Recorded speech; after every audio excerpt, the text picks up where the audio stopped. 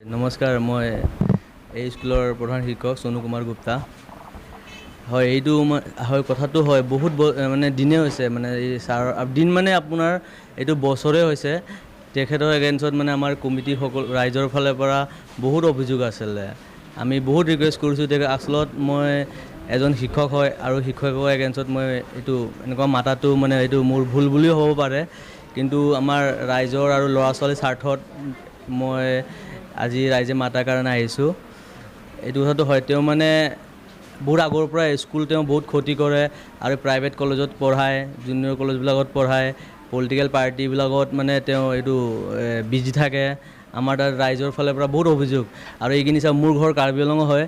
এইখিনি মানে আপোনাৰ চৌধুৰী বজাৰ এইখিনি ৰহমত নগৰ পৰে আমাৰ স্কুলটো এইখিনি প্ৰায় চব মেক্সিমাম মাইনৰিটি এৰিয়া মানুহ আছে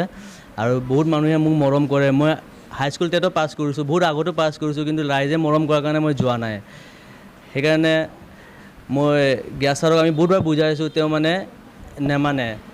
তেওঁ কয় তেওঁৰ মানে বহুত ওপৰলৈকে হাত আছে তেওঁ মানে যি কৰিলে কৰক আমাক এনেকৈ কয় আৰু আমি বিঅ' দিয়ক বহুতবাৰ ৰিকুৱেষ্ট কৰিছোঁ এপ্লাই দিছোঁ কিন্তু তেওঁ বিঅ' দিয়ক মানে একো ক্ৰেপে নকৰে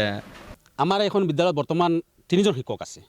ইয়াৰ ভিতৰত প্ৰধান শিক্ষক আৰু আনজন সহকাৰী শিক্ষক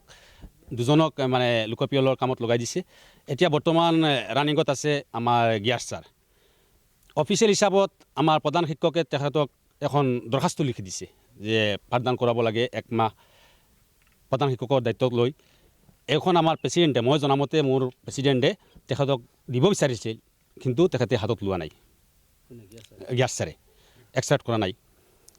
ইয়াৰ পিছত আমি মৌখিকো কৈছোঁ হোৱাটছআপ যোগেও কৈছোঁ আমি যোৱাকালি আমাৰ IS ছাৰ DI ছাৰক হোৱাটছআপ যোগে জনাইছোঁ দৰখাস্তখনিও দিছোঁ যে এনেকুৱা স্কুলখন বন্ধ হৈ যাব তেখেত যদি নাহে তেখেতে চাওক যোৱাকালিও অহা নাই স্কুল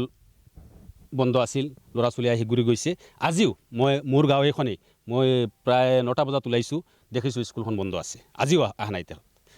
এতিয়া কথা হ'ল তেখেতে কাৰ ছত্ৰছায়াত 1 বছৰৰ পৰা স্কুলত নাহে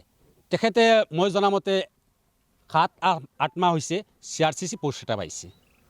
এই বৰবাৰী ক্লাষ্টাৰত তো মই জনামতে CRCC পোষ্ট যদি পায় তেখেতে হ'লেও স্কুলত আহি এটেণ্ডেঞ্চ দিব লাগিব বা 1 পিৰিয়ড নহ'লে 2 পিৰিয়ড কৰি বেলেগ কামত যাব পাৰে মই জনামতে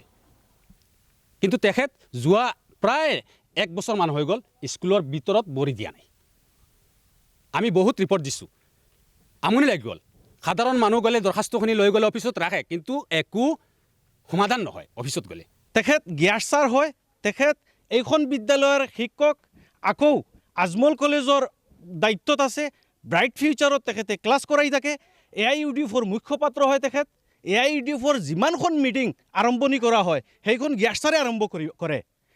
আৰু আপোনালোকে জানে ৰাজনৈতিক মিটিংসমূহ স্কুল চলি থকা সময়ত আপোনালোকে কমেও 1000টা জ্ঞাছ ছাৰৰ এনেকুৱা প্ৰগ্ৰাম পাব য'ত মিটিংখিনি জ্ঞাছ ছাৰে আৰম্ভ কৰি আছে 10 বজাৰ পৰা 2 বজাৰ ভিতৰত মিটিংছ পাব AIUD4 মিটিংখিনি জ্ঞাছ ছাৰে আৰম্ভ কৰি আছে জ্ঞাছ ছাৰে মিটিংখন চলাই আছে এতিয়া কুৱেশ্যন হ'ল তেখেত এইখন স্কুলৰ যদি এই 15 বছৰৰ পৰা এইখন স্কুলৰ যদি তেখেতে নিয়াৰিকৈ শিক্ষকতা কৰোৱা নাই তেনেহ'লে আমাৰ যি টেক্সৰ টকাৰে চৰকাৰে এওঁলোকৰ বেতন দিয়ে এই গোটেইখিনি টকাই 14-15 বছৰৰ টকাখিনি ছাৰে ঘূৰাই দিব লাগিব